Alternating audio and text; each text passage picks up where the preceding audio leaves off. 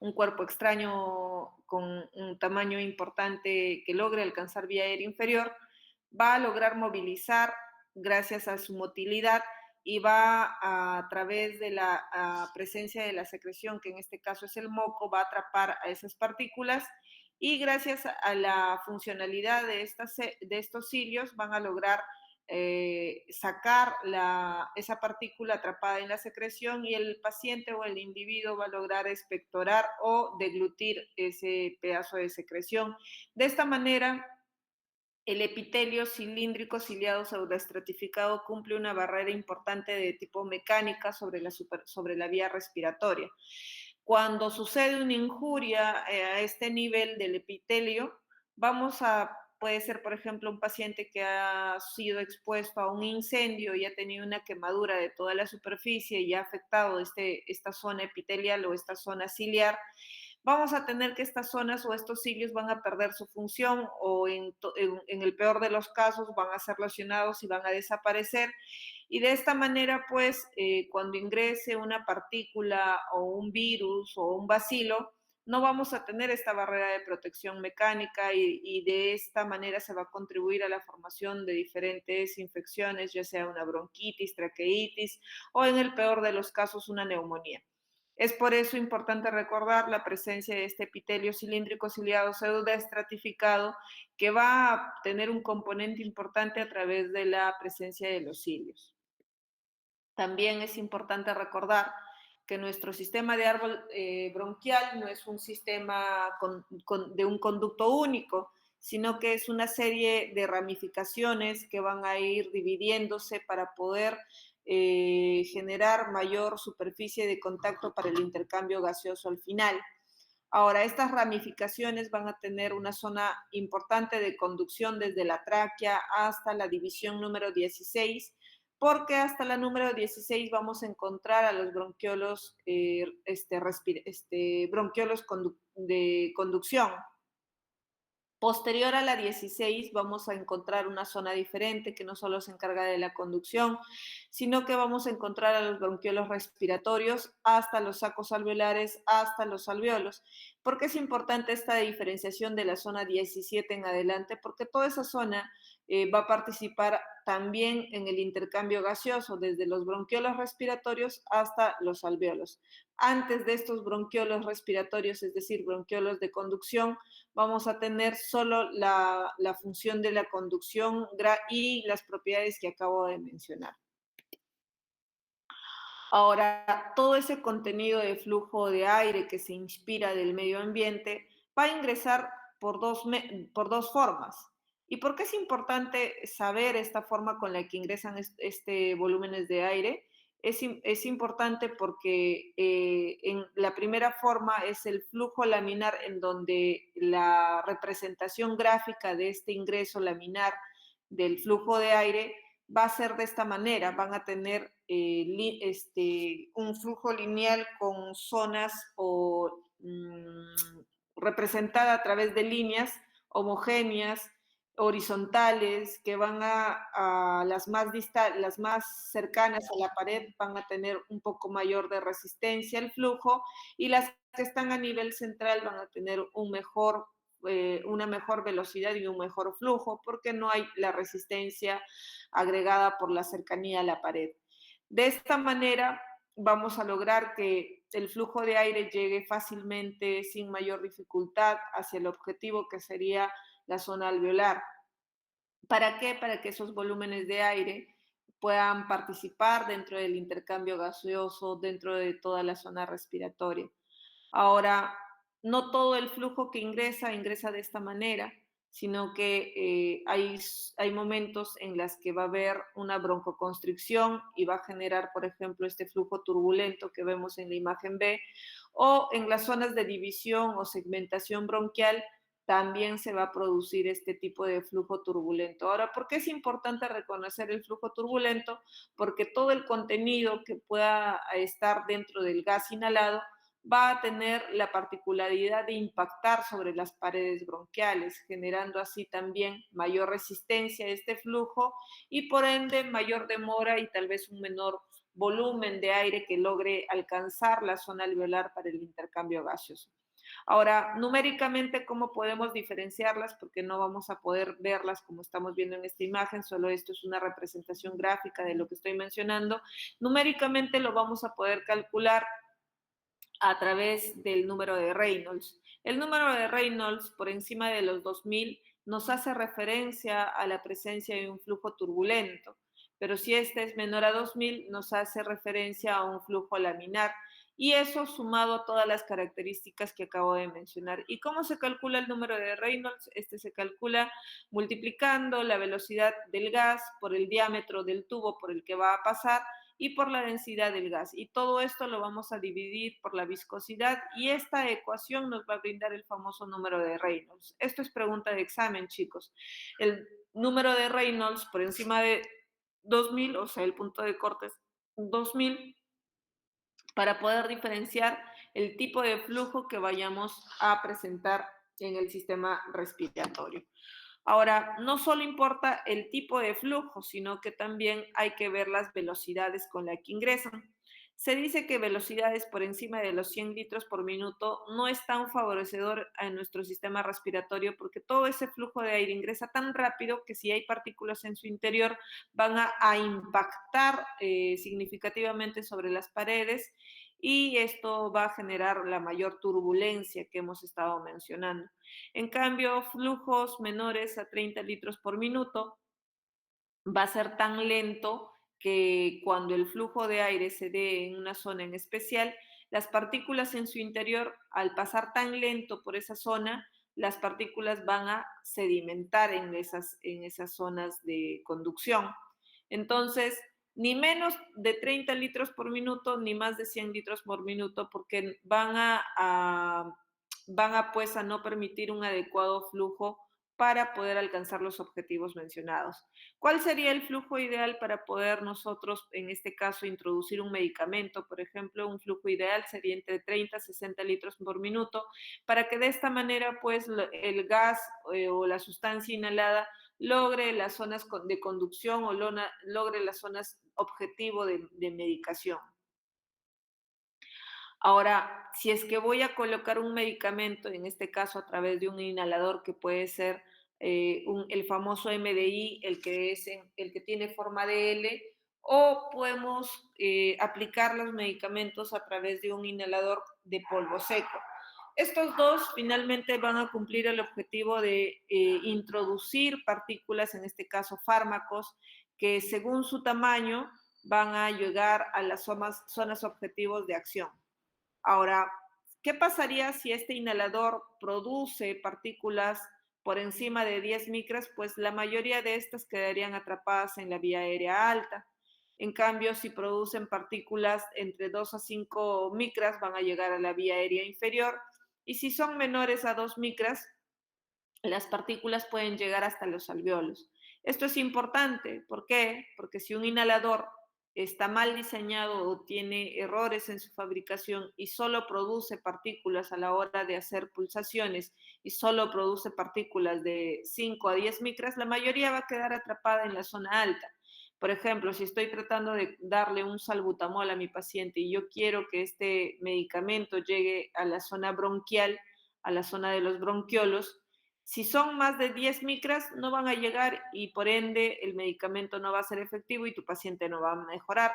Por eso es que se dice que el MDI, para que sea efectivo en términos de producción de partículas, tiene que ser entre 2 a 5 micras para que de esta manera pues lleguen a la zona objetivo y el medicamento logre ser efecto sobre el músculo liso de la vía aérea. Ahora, ¿qué pasaría si son muy pequeñas, menor a 5 micras? Si son menor a 3 a 2 micras, estas partículas no van a llegar a la zona bronquial, sino que se van a pasar de frente hasta el alveolo. Y sabemos que, pues, estos inhaladores no necesitamos que lleguen a los alveolos. Nuestra zona objetivo va a ser la zona de los bronquiolos. Entonces, si son muy pequeñas, van a llegar a la zona alveolar, viene un macrófago, se come la partícula, pero no vamos a tener el beneficio de estos medicamentos a nivel del músculo liso. Por ende, es importante que cuando elijamos un inhalador, ya sea polvo seco o no, pueda tener en sus especificaciones el tipo de partículas que produce para poder así lograr el objetivo del medicamento. En conclusión, cuando un gas es introducido en nuestro sistema respiratorio, este puede ingresar de forma lineal o forma turbulenta. La forma turbulenta va a ser mucho más marcada en las vías aéreas pequeñas o en las zonas de división bronquial o cuando hay una estrechez o un cuerpo extraño o algo que esté generando obstrucción del sistema respiratorio.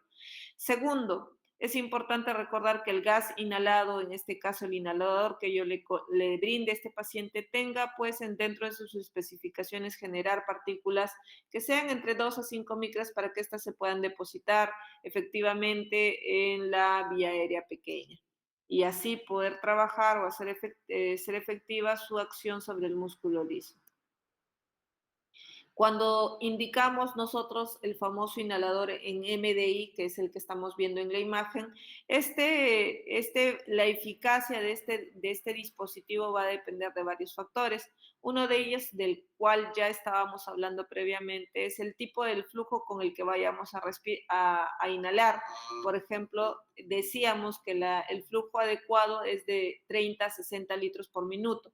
Sin embargo, hay situaciones de pacientes que no van a poder generar ese flujo. Por ejemplo, los pequeñitos, los menores de 5 años de edad, pueden generar por no seguir las pautas o las reglas, puede que no genere este flujo adecuado y de esta manera el medicamento impacte rápidamente en la vía aérea alta donde no va a ser efectiva, o los adultos mayores que pues por su estado senil pueden, no todos, pueden lograr el objetivo y de esta manera no ser eficaz el medicamento. Lo segundo es que puede haber, según su fabricación, resistencias al momento de hacer las pulsaciones y puede generar mayor dificultad para brindar el medicamento en este paciente. Lo tercero es el volumen de la inhalación. Otra vez va a depender bastante de las características del paciente al que vayamos a recomendarle. Y finalmente, vamos a tener características asociadas a la forma del uso. Si el paciente es un paciente que no logra hacer una adecuada coordinación entre el dispositivo y la inhalación, pues tendremos mucho medicamento que quede atrapado en la boca, en la garganta, o mucho medicamento que viaje directamente con altos flujos hasta las zonas alveolares. Entonces no vamos a poder lograr el objetivo para que podamos generar la broncodilatación deseada. En este sentido, importa bastante a qué tipo de paciente le estamos indicando estos dispositivos para ver si van a lograr o no realizar la inhalación adecuada. Ahora, estos dispositivos que son de inhaladores pueden tener diferentes tipos de medicamentos. Los más frecuentes o los más conocidos son los broncodilatadores. Entre ellos tenemos a los beta-2 agonistas, de acción corta y de acción larga. Dentro de los medicamentos de acción corta tenemos al salbutamol, que es el más conocido, y sabemos que actúa a nivel del músculo liso de la vía aérea. Y tenemos por el otro lado a los beta-2 agonistas de acción prolongada, entre ellos el más frecuente, el salmeterol, el salmeterol y el formoterol, por ejemplo.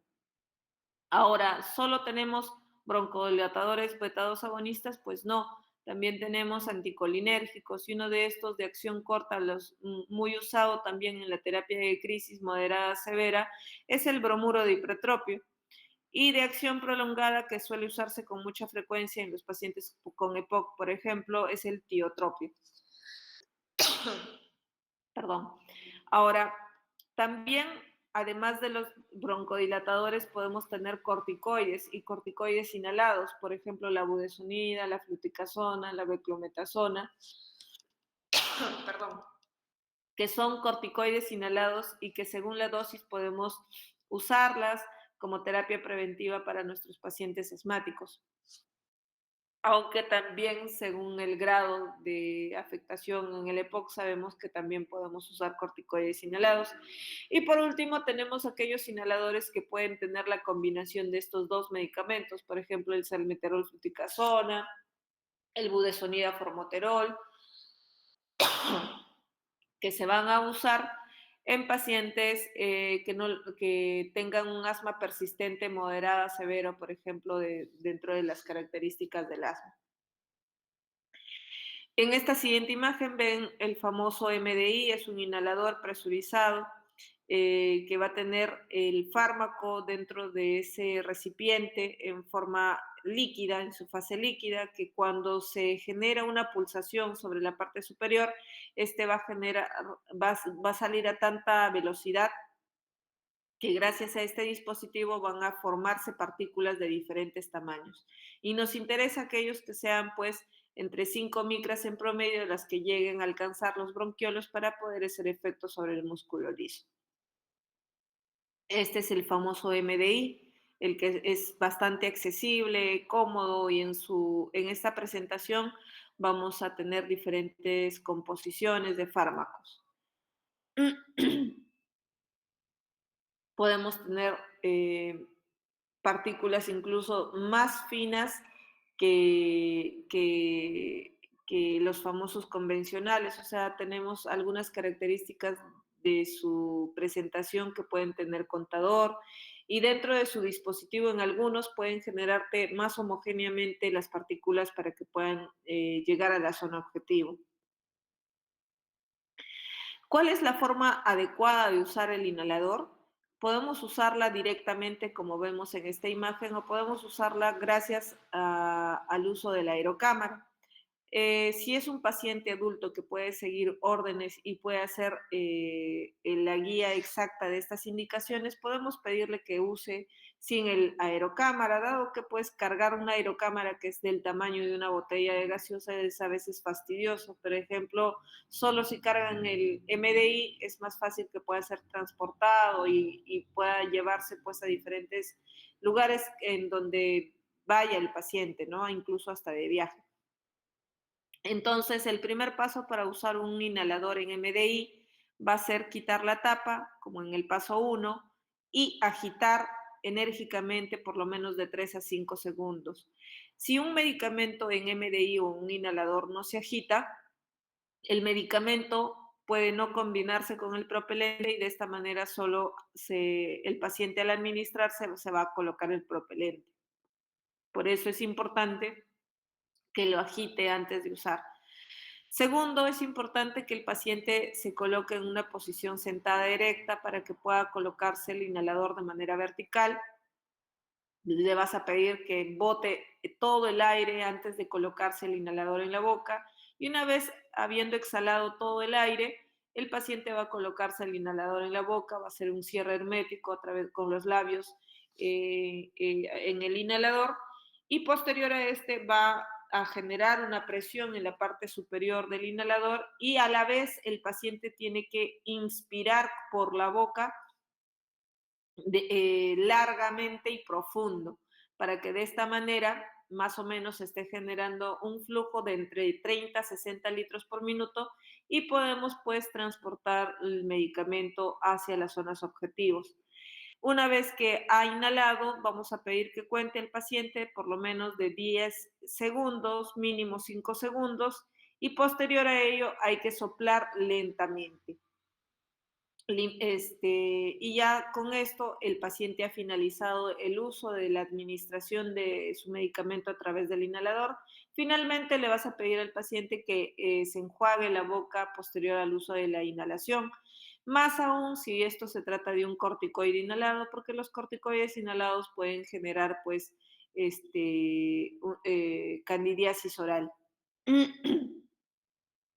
¿Por qué es importante todo lo que acabo de mencionar? Porque muchos de los errores que suelen suscitar a la hora de recetar un inhalador va a ser en la mala técnica inhalatoria. Si un paciente no logra hacer estos pasos, pues la posibilidad de que alcance un bajo porcentaje del medicamento en la vía aérea va a ser mayor. Entonces, el paciente va a notar que no mejora, va a pensar que le has dado un mal medicamento, y esto es bastante complejo cuando son pacientes en extremos de la vida o tienen algún trastorno que no les permita usar de manera óptima el medicamento. Ahora, ¿es la única forma de usarlo? No, también podemos usarlo a través de un espaciador o las famosas aerocámaras. Estas aerocámaras tienen que tener por lo menos 100 a 150 mililitros de volumen. Este espaciador o las aerocámaras nos van a permitir que cuando un paciente no pueda generar la coordinación que acabo de mencionar en los pasos, este espaciador va a permitir albergar ese flujo inhalado y pueda de esta manera inspirar el medicamento de forma óptima. Incluso se dice que estos espaciadores pueden favorecer hasta en un 50-60% del medicamento inhalado. Sin este espaciador o sin las aerocámaras, este puede reducirse con una mala técnica inhalatoria hasta 10% de su contenido y del objetivo. Entonces, ¿cómo sería el uso de un inhalador con el espaciador o con la aerocámara? Igual vamos a pedir que saque la tapa, que agite enérgicamente por unos 3-5 minutos de forma vertical. Vamos a conectar en el segundo paso el inhalador hacia la aerocámara. Luego de eso, le vamos a pedir al paciente que exhale profundamente, que se quede sin aire y finalmente vamos a colocar la boquilla del espaciador hacia la boca del paciente, cerramos herméticamente. Ya cuando esté conectado el paciente a la aerocámara, vamos a hacer una pulsación en el inhalador y el paciente tiene que inspirar por la boca y contener el aire de 5 a 10 segundos, idealmente de 10 segundos. Termina esta inhalación, retira la aerocámara, exhala lentamente y tiene que también enjuagarse la boca. El espaciador no puede manipularse en su interior, dado que tiene, al manipularse internamente, ya sea con papel, pierde sus propiedades para que pueda llevar el flujo de aire de manera óptima, generando así mayor impactación y sedimentación de las partículas dentro del contenedor, en este caso de la aerocámara. Entonces, les decía que el uso del aerocámara va a aumentar el depósito del medicamento a nivel bronquial hasta en un 20% más de lo que podríamos usarlo solo directamente sin el espaciador. No necesita un flujo tan óptimo de 50, 60, pueden usarse con flujos bajos inspiratorios. Puede disminuir los efectos locales del inhalador per se, si es que lo uso sin espaciador, por ejemplo, la disfonía o las lesiones el impacto de estas partículas sobre la garganta, etcétera.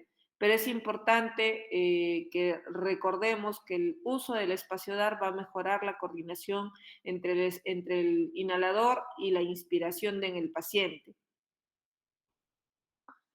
Ahora, les decía que existe no solo MDI, sino también otros dispositivos que pueden ser de partículas en polvo seco y estos pueden tener diferentes medicamentos, ya sean broncodilatadores o corticoides. Y dentro de su presentación tenemos muchas formas en su presentación. Algunos son de uso de larga duración de hasta 12 horas y otras de hasta 24 horas. En realidad, ¿hay algún dispositivo óptimo para usar? En realidad, ¿existen dispositivos más fáciles de usar? Sí, pero ninguno es mejor que otro. En realidad va a depender de cómo el paciente sepa o no sepa usarlo. Si el paciente no sabe los pasos de uso de cualquiera de estos dispositivos, por más que le dé un buen medicamento, puede estar fracasando en la maniobra y de esta manera afectar el depósito del medicamento. Ahora, por otro lado, no solo tenemos los inhaladores, sino que los medicamentos también podemos ofrecerlos a través de las nebulizaciones. Muchas veces hemos tenido pacientes con bronquitis o crisis de asma o cuadros de POC en los que han estado exacerbados y han requerido el uso de la nebulización. Y ahora, ¿a quién le pongo la nebulización? La nebulización se la colocaremos a pacientes que no van a poder generar flujos adecuados ni con el espaciador o que tengan trastorno de sensorio para hacer los pasos del adecuado uso con la aerocámara o sin la aerocámara, o pacientes pues, que estén críticamente enfermos, por ejemplo, un paciente con crisis de asma severa o casi vital, o un paciente con EPOC exacerbado, muy marcadamente que va a requerir la presencia de un nebulizador porque no va a poder generar los flujos adecuados de la inspiración para poder lograr introducir el medicamento. Entonces, en estos pacientes con trastorno del sensorio, bebés, adultos mayores con trastorno de la conciencia o adultos mayores que no pueden cerrar óptimamente la cavidad oral por una ACV, por ejemplo, o por una malformación bucal. Entonces son en estos pacientes a quienes ofreceremos los nebulizadores y recuerden que a través de esta podemos colocar diferentes fármacos, ya sean broncodilatadores, otra vez como el formoterol o el salbutamol, o incluso la posibilidad de usar medicamentos nebulizados o incluso antibióticos. Entonces, la nebulización va a depender bastante de qué tipo de medicación quieres brindarle, el sistema, porque existen diferentes sistemas para poder aplicarlo, va a depender las características del paciente a quien lo vayas a ofrecer respecto a sus consideraciones estructurales de su vía aérea. Vamos a tener tres tipos de nebulizadores: los ultrasónicos, que son los más frecuentes, pero son más caros, son mucho más silenciosos que los comunes. Estos se suelen usar bastante en los consultorios, son fáciles de usar, no van a necesitar de un concentrador de oxígeno ni un empotrado de oxígeno en la pared. En realidad pueden nebulizar grandes volúmenes de líquidos y el problema con estos podrían generar pues diferentes tamaños de partículas durante la heterodispersión. Por la presencia del calor, algunos fármacos si utilizamos pueden desnaturalizarse sus propiedades, algunas no se van a poder suspender, etcétera. Luego tenemos el tipo jet, el que va a generar más flujo comparado a los otros dos, van a ser mucho más rápidos que el ultrasónico y pueden nebulizar incluso suspensiones o soluciones. El problema con este es que son bastante ruidosos y pesados. Y por último tenemos el Maya, es el que menos usamos, son los más antiguos. Algunos funcionan con pilas o baterías, son más pequeños, no ingresan tanto volumen, son silenciosos, pero son más rápidos. Jet, el problema con estos es que son menos resistentes, son más frágiles al uso, se pueden deteriorar más rápido y el problema de la bioequivalencia de los fármacos. Si desean ahondar más en el tema que acabo de mencionar, esta es una bonita revisión respecto a la revista CEPAR de la LAT, en donde pueden ahondar más acerca de la terapia inhalada. ¿Dudas, preguntas, doctores?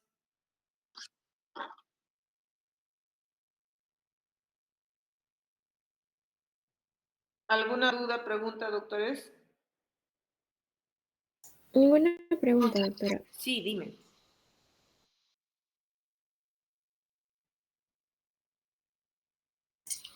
No hay preguntas, doctora. Ah, perdón, te entendí que sí había pregunta. Listo, chicos, entonces ya nos estamos viendo en la siguiente sesión. Buenas noches. Bueno.